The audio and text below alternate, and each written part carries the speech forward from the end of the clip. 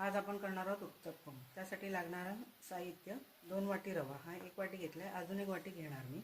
नंतर 1 वाटी दही, नंतर ह्या मिश्रणात हे मिक्स करायला भाज्या आहेत, कोबी आहे, ढोबळी मिरची आहे, टोमॅटो आहे, गाजर आहे, कांदा आहे, कोथिंबीर आहे।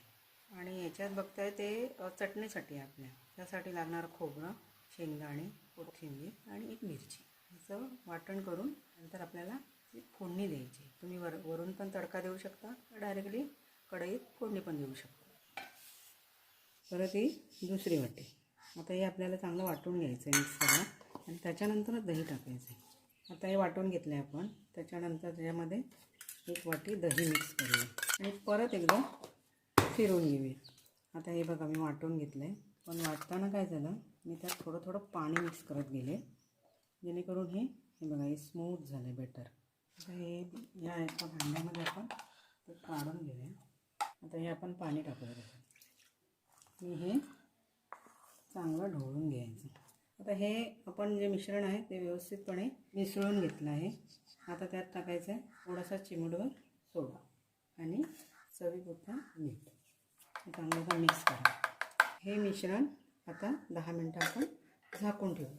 तोपर्यंत आपण चटणी वाटून घेऊया। खोबरं, शेंगदाणे, कोथिंबीर, मिरची आपण घेतली होती, मिक्सरला वाटून घेऊ। तर आपण जी चटणी वाटून घेतली आहे ना, त्याला तडका करू। त्यासाठी मिरची घे, कढीपत्ता घे, थोडीशी राई, तेल,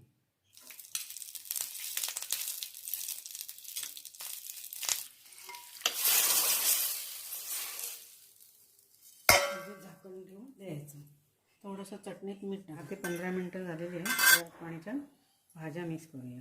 कोबी, कांदा पण लांब लांब चिरलाय, गाजर, कोथिंबीर, ढोबळी मिरची आणि टोमॅटो। आता हे मिक्स करायचं। पण तव्यात थोडं तेल टाकू,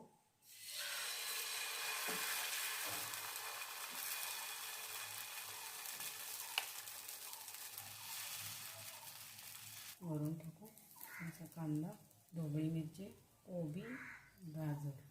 5 मिनटं शिजायला ठेवायचं। झाकण काढू, हे बघा पलटी एकदा चांगलं